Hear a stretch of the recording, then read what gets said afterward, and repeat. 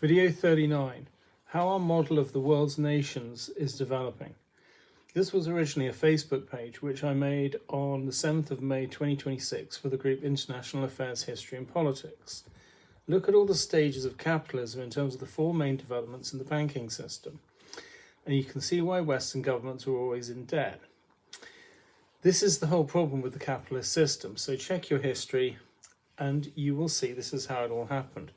Number one, William Paterson around 1700 AD created the Bank of England. And the English king, who was at war with France, could then borrow £3 million, which is about 300 million today. So merchants gave their money to the bank, which managed the money so the debt is never actually repaid, but it generates 8% interest per year for the merchants and secures them a permanent income.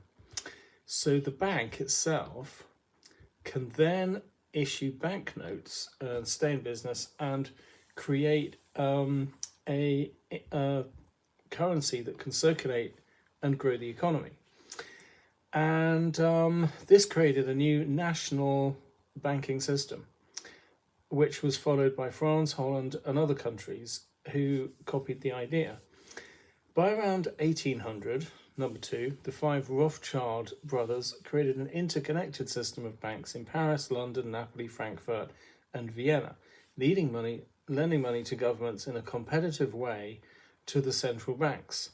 And it said that they industrialized sovereign debt. So in other words, they set up a commercial system which kind of undercut the central banking system in terms of prices. And this began the whole problem with the banking system. So by around 1900, the US was rising as a major power through economic growth. But this problem with the banking system had grew to the point where he had to organize a massive bailout for the banks. And here we see the creation of the Federal Reserve, which appeared as an apparently unconnected series of banks spread out through the US states. So it bypassed democratic processes in terms of having to find legal consent. And what it meant was unlimited debt for the US government, because the Federal Reserve can buy government bonds and the government no longer has to borrow from banks. So by around 1980, Paul Volcker, chairman of the Federal Reserve, had to raise interest rates to reduce inflation, because then this became the new problem with the banking system. And it meant that countries like Argentina, Brazil, and Mexico, and also then Greece, would default on their national debts. So he arranged financial restructuring loans from the International Monetary Fund to prevent that from happening, because big US banks would have been hit and could have gone out of business. So hence neoliberal economics became widespread in the West, as these countries needed to cut government spending, privatize national assets like what's just happened in the UK, just so that they could pay the interest on their loans. And this is why communism really still exists, to counterbalance Western influence, as the whole system is still incapable of fundamental reform. So, hence the billionaires became the solution to the West's own financial problem. And this is why the US government is giving them tax breaks instead of taxing them, and why this issue is proving difficult for the UN and governments around the world to discuss, because of the polarization which already occurred between communist and capitalist countries. So as we can see, that the whole situation then goes back into the Italian banking system, which was invented in the 1200s with double entry bookkeeping. And then that situation goes back into what created the nations of Christian Europe. One in the East, there was the situation involving Islam, the Mongols and Turks. And if we go back before that, then we're talking about the very original world order, involving the way Christianity first appeared, in the situation involving the ancient Roman Empire, before which was Greece, the Persian Empire, Mesopotamia, and Egypt.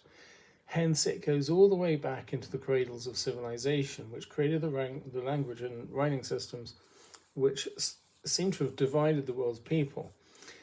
So ultimately, it is a problem maybe that we should be talking about solving, or just a broad situation which could be said to have evolved over time.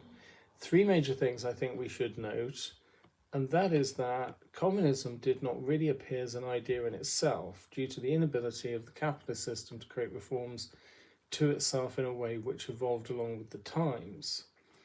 That is, in terms of passing the profits along to the worker, because capitalism relies on having big lumps of capital to reinvest in the next factory, and so the workers never get that big lump of capital, which is why it's called capitalism.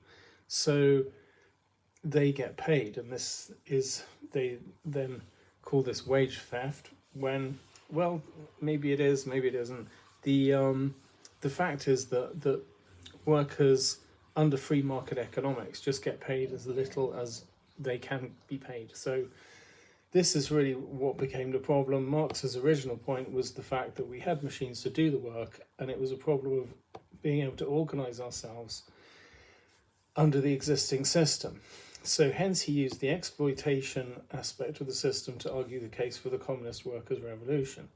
Hence fascism is also not a complete system in itself, even though it developed its own coping methods to compensate for what it really is, an extremist ideology which arose to counter communism, which we can see from the events of the 20th century. So secondly, US imperialism exists, but not in the same way as European imperialism. It is based on capitalism, but essentially it is patriotism which has emerged around the need to create the new world order that the United States implies based on democracy, written constitutions, and free elections. Thirdly, as with the internet, we can have a more in-depth analysis of the situation, which could have been said to have existed in a general sense only previously, which brings us to the idea that a detailed model should be available to the general public, which ends the type of ignorance which characterized the large-scale social movements of the 20th century and before. So, hence, we can get into the parts of capitalism, communism, fascism, which are actually just caused by complete ignorance, and get into a discussion of the way that the whole situation evolved. And that wasn't possible before the internet. So it's quite possible to see the proportions in which the situation has evolved prior to that point, really we could do nothing about. And hence it's being argued that terrorism simply emerged out of the structure of global civilization.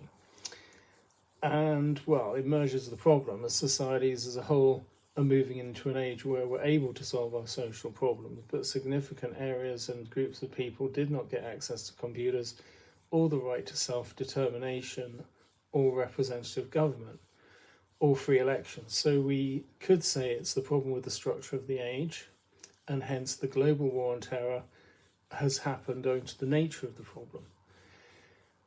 As there's not really any part of the global economy which does not have a journalist covering the way events are happening in verbal and written form, and then people like myself are collecting information from these reports for specific purposes, like looking at how the political environment is changing, population movements, demographics, food tastes, or leisure time preferences. It means the overview of global affairs, which was previously the exclusive property of a kind of ruling upper class, is now there for everyone. However, the way that governments actually work mean that there are certain levels of clearance when it comes to access to particular types of internal government information which is shared on computers. For example, the Chinese are big on writing reports on levels of development. And this is a model really that you can apply to every city in the world, and they do it very well at committee level in terms of discussing what's actually happening in terms of how we could create further development, whereas Western politics is divided amongst its members really over conflicts of interest. So logically, this goes all the way back to the time when Chairman Mao's Great Leap Forward cost many lives and had to be justified, but over time it has been seen to the key to unlocking the full potential of communist government and preventing the same sort of collapse which happened to the Soviet Union. The success of each nation has an effect on other governments, meaning that models are copied across so people in governments can stay ahead of the population as they preside over, while most people cannot. And the idea here really is linked to power structures because of things like crime fighting methods, military intelligence, internal security, hence governments have developed internal levels of security which fundamentally is against the idea of human equality, but arguably it's necessary because of how systems need to be run. So the more the world has to work in a particular way like it does, the more the system is skewed, and wealth equality is really the product of power inequality. And while the prison system is there to give people who didn't make it a second chance. So maybe over time, governments will see the problem of terrorism and war on terror less as a war between good and evil in the sort of mythical sense that they are seeing it today, and more as the product of how the world works. Then we'll see social systems begin to straighten themselves out. And it shocked me once. I went to Holland. I went to change my money when I got off the plane at the airport, and there was no glass in the bank window. There was just banknotes out on the desk. And I said, "You don't have any glass here?" And they said, "No, we don't have the same sort of social problems that you have." And I thought, my God, there are actually countries which actually just don't, aren't kind of like George Orwell's 1984, I've got to live here sometime. So anyway, the British, for example, are maintaining law and order, leading to the recent arrest of thousands for holding signs up saying that they support Palestine action. And it doesn't seem we're at the point yet where the world is going to kind of conform to sort of international law, because you've got kind of radical activism on one side of the world, and then you've got kind of repressive, a kind of police state on the other side of the world. At this point, the second flotilla is heading across the Mediterranean with activists like Greta Thunberg having made the link between political economy and the problem with governments being able to take action on the environment and the world's social problems. So that's a good step forward. As the empire made Britain what it is written to the social codes. Reverence for the monarchy, Church of England, members of parliament are elected by the public, but if they get into the cabinet or the senior body of ministers around the prime minister, then they become what's known as a minister. Their council tax laws state that people can pay in instalments, but after 3 weeks of late payments, they can demand full payment for the whole year, or start legal proceedings which enable them to sell you a house, which isn't a very nice system, but it's what they believe is necessary to maintain standards. This clearly does not serve the population, who seem to be considered to just be a workforce. So it means the problem has become the opinions of people at the bottom don't matter. And so the government has created this idea of a listening government, even if it means people being listened to in public places without their knowledge or consent. For example, while China took a long time to become out of the mystery stage that it had during its isolationism, now it's planned to revitalize the Silk Road, and string of pearls theory is something that everybody knows about. The divide in the Far East is between China and Japan, whereas in the West it is in politics itself, and the divide in the right and the left, which helped to create stability under the monarchies of previous centuries, now seems to be just dividing governments and preventing them from getting things done. So if you think about it, despite the cradles of civilization, these language trees are interconnected, but the problem is that the linguists and the specialists level 4 government analysts who are aware of what they're all doing only really feed this knowledge into the government, which then designs policies to control or liberate or do whatever they see fit to do in each particular area. So we could say the lack of kind of interaction that comes from the Cold War, like with the Soviet Union particularly, has created the two sides to has made the two sides to just work completely differently. And now what we've got is a different sort of effect, which is leading to the need for a new working relationship to appear. Really, I think, because of the way that kind of big issue has been resolved as we come through the periods. So, about the proportions in which that's evolving. The case needs to be proved in the West, however, for doing things like taxing the billionaires. because just because, say, China's taxing the billionaires because of its now new government unity, it doesn't mean the West will automatically follow.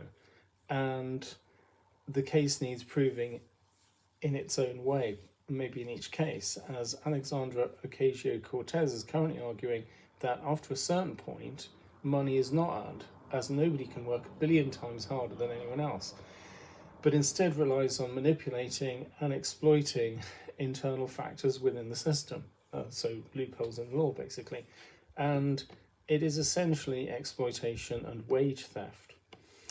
So there is a theory at the moment that the US is trying to control every choke point in the global economy, like the Panama Canal, the Suez Canal, the Strait of Hormuz. That is its strategy, given that it cannot control the seas or stop the rise of the Asian economy. So perhaps this is the only way that it can have a hand at everything which is happening in the world and prevent other countries rolling back the creation of its new world order. But certainly, reformists in the US must contend with the link between US patriotism and its imperialism if they're going to create changes to society which favour the citizen as an individual.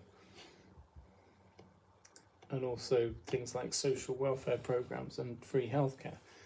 So in this case, the relationship between governments, especially the big five on the UN Security Council, is not going to help here, because it means the global map of strategic interests is going to have to work in a particular sort of way.